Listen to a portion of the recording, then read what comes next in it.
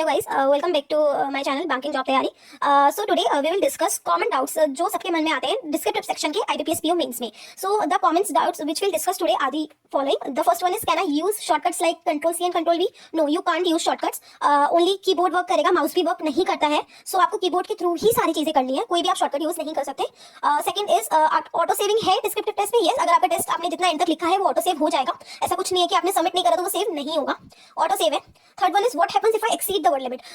Screen पे ना हमेशा वर्ड काउंट दिखाता है। जैसे आपने अगर एक वर्ड लिखा, 10 वर्ड लिखे, तो एक एक वर्ड को काउंट करके स्क्रीन पे प्रेजेंट होता है कि इस टाइम कितना आपने वर्ड लिमिट क्रॉस कर लिया। अगर सपोज ऐसे में 250 वर्ड्स है और आप 270 तक पहुंच गए तो वो आपको एक रेड वो नहीं दिखाएगा, बट आप देख सकते हैं कि आप 270 पहुंच गए, तो आप तभी कुछ वर्ड्स को रिमूव करिए कि आप 250 तक ही रहें।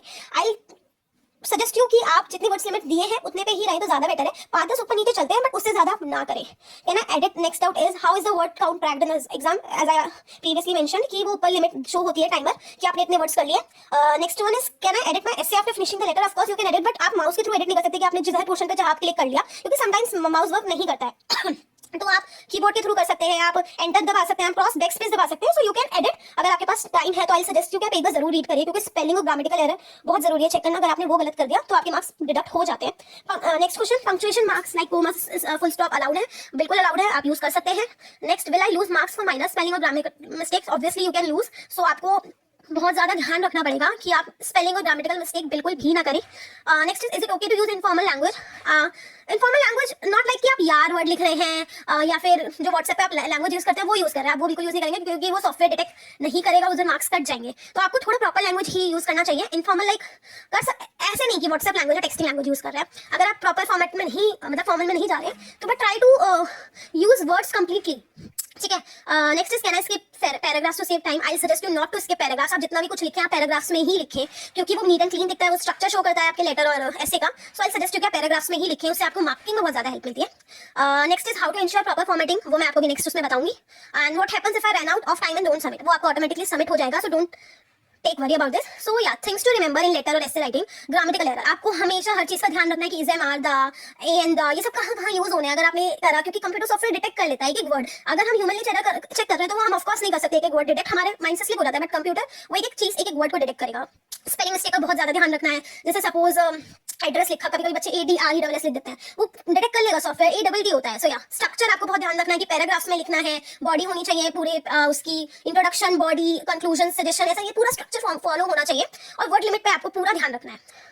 So next is, this is the format of formal letter. As you can see, you can also take a screenshot so that आपको हेल्प हो। तो आपको क्या करना है फॉर्मल लेटर में, आपको पहले सेंडर एड्रेस, लाइक अपना एड्रेस लिखना है। मोस्टली वो लेटर में दिया होता है, अगर नहीं दिया होता है तो आई सजेस्ट यू आप कोई भी एक एड्रेस ना याद करके जाइए कि मुझे यही एड्रेस लिखना है। जैसे मैंने साइड में 1224 करोल बाग, न्यू दिल्ली लिख रखा है, तो आप ये याद करके जाना कि आपके माइंड में सोचना ना पड़े कि क्या एड्रेस लिखूं। और ऐसे ही लिखना है कि सेंडर एड्रेस में पहले ब्लॉक नंबर, फिर सोसाइटी या एरिया, फिर दिल्ली, उसका पिन कोड, हमेशा ऐसे ही लिखें, फिर डेट, जो आज की डेट है। और हमेशा जब आप एड्रेस लिखें तो एक पैराग्राफ, आई मीन एक बैक एंटर दबा दे, स्पेस आ जाए, तो थोड़ा नीट एंड क्लीन लगता है और वहाँ पे मार्क्स कट जाएंगे अगर आपने नहीं करा।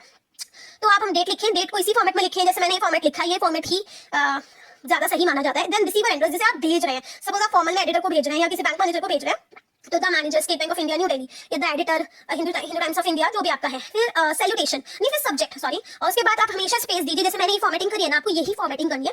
उसके बाद आप स्पेस दीजिए, सब्जेक्ट डालिए कि कोई भी इशू है regarding the issue of this, या टू हाईलाइट दिस इशू, कुछ भी आपका टॉपिक है वो एज इट इज आप यहाँ पे लिख दीजिए, बट इतना बड़ा हेडिंग में नहीं, थोड़ा शॉर्ट में लिखना।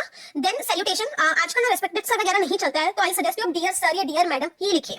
देन एक कॉमा जरूर दें उसके बाद, डियर सर के बाद। नेक्स्ट इज, सपोज आप एडिटर को लिख रहे हैं तो आप ये लाइन ना याद कर लीजिए, through the column of your esteem newspaper I would like to draw attention of concern authorities towards, जो भी आपका है उसके बाद।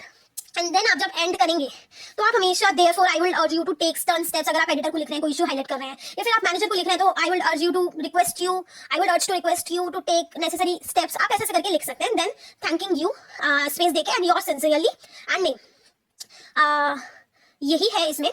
Then format of informal letter, आप देख सकते हैं ये फॉर्मेट दे रखा है कि सेंडर एड्रेस, जो भी आपका एड्रेस है आप वही एड्रेस याद करके जाइए, वही लिख दीजिए। देन स्पेस देके डेट आज की 12 नवंबर 2019, आप ऐसे भी लिख सकते हैं 12 नवंबर, ये जो मैंने पहले लिखा है अक्टूबर 16, आप वैसे भी लिख सकते हैं। देन सैल्यूटेशन, जिसे आप लिख रहे हैं डियर मम्मा, पापा, सिस्टर, जो भी है।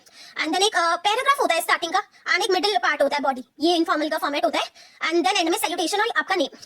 सो अब आते हैं हम ऐसे की तरफ। ऐसे को कैसे करना है? ऐसे में बेसिकली आपको 2 से 3 चॉइसेस मिलती है, जिसमें से आपको एक पे ऐसे लिखना होता है। ऐसा बिल्कुल नहीं है कि आपको तीनों पे लिखना है, आपको उसमें चॉइसेस होगी और वो आपके ऊपर है कि आपको कौन सा टॉपिक चूज करना है। बेसिकली वर्ड लिमिट 250 से 300 होती है, तो आप ट्राई करिए। वो हर बार देते हैं कि कितनी वर्ड लिमिट है, तो आपको ऐसे याद करके नहीं जाना है, तो आप ट्राई करिए कि आप उस वर्ड लिमिट पे रहें, ठीक है। फिर उसके बाद फॉर्मेट होता है ऐसे का डिस्क्रिप्शन। सपोज करिए आपको सोशल मीडिया पे से आ गया, तो आप description of the topic, like जो भी सोशल मीडिया के बारे में आप समझते हैं कि सोशल मीडिया क्या क्या होता है, दिस इज इंस्टाग्राम, फेसबुक, ये सब सोशल मीडिया के पार्ट्स हैं, तो थोड़ा सा टॉपिक का डिस्क्रिप्शन दे दीजिए एक पैराग्राफ में। सेकंड पैराग्राफ आप उसके एडवांटेजेस लिख दीजिए कि किस किस चीज में हेल्प करता है सोशल मीडिया, कौन कौन सी प्रॉब्लम सॉल्व करता है, लोगों को कनेक्ट करता है। थर्ड पैराग्राफ में आप उसके डिसएडवांटेजेस लिख दीजिए कि सोशल मीडिया के बेनिफिट्स में तो डिसएडवांटेज भी है, तो वो क्या क्या हो सकते हैं कि ऑब्वियसली आजकल बहुत ज्यादा रिलाय हो चुके हैं, हम ह्यूमन टच भूलते जा रहे हैं इसके चक्कर में, जो भी आपके डिसएडवांटेज आप फील करते हैं। देन नेक्स्ट फोर्थ पैराग्राफ में आप सजेशन लिखेंगे कि डिसएडवांटेज को ओवरकम करने के लिए क्या क्या सजेस्ट करते हैं, या फिर सोशल मीडिया यूज किस उसमें होना चाहिए, क्या क्या और उसमें यूज होना चाहिए कि इसके बेनिफिट और इंक्रीज हो। एंड द फिफ्थ और लास्ट पैराग्राफ कंक्लूजन, जो भी आपने लिखा है बेनिफिट और एडवांटेज, उसका एक छोटा सा 5 से 6 लाइन में कंक्लूजन आप लिख दीजिए। सो नेक्स्ट टिप्स जो ऐसे के लिए मैं सजेस्ट करूंगी कि आप use short and simple sentences. हमेशा शॉर्ट एंड सिंपल लिखिए, ऐसा नहीं कि आप 3-3 4-4 लाइन का सेंटेंस बना रहे हैं और आप सोचेंगे कि इंप्रेसिव लैंग्वेज लिखूंगा या लिखूंगी तो ऑब्वियसली मार्क्स ज्यादा मिलेंगे। ऐसा कुछ भी नहीं है। आप जितना शॉर्ट एंड सिंपल लैंग्वेज लिखेंगे, सेंटेंस लिखेंगे, उतने आपके डिस्क्रिप्टिव में हाई मार्क्स आने के चांसेस इंक्रीज हो जाते हैं। इजी वोकैब लिखिए, बहुत सिंपल सिंपल सा वर्ड लिखिए, क्योंकि आप अगर हार्ड वोकैब लिखेंगे तो ऑब्वियसली स्पेलिंग मिस्टेक होने के चांसेस बहुत ज्यादा बढ़ जाते हैं, क्योंकि इस टाइम इतना प्रेशर होता है कि हम ध्यान नहीं दे पाते हैं कौन सी स्पेलिंग सही कर रहे हैं, कौन सी गलत कर रहे हैं। एंड नेक्स्ट स्ट्रक्चर, जो भी मैंने आपको अभी स्ट्रक्चर बताया है कि इंट्रोडक्शन, एडवांटेज, डिसएडवांटेज, वो आपको फॉलो करना है। आई होप आपको सब टिप्स समझ आई हो। Thank you.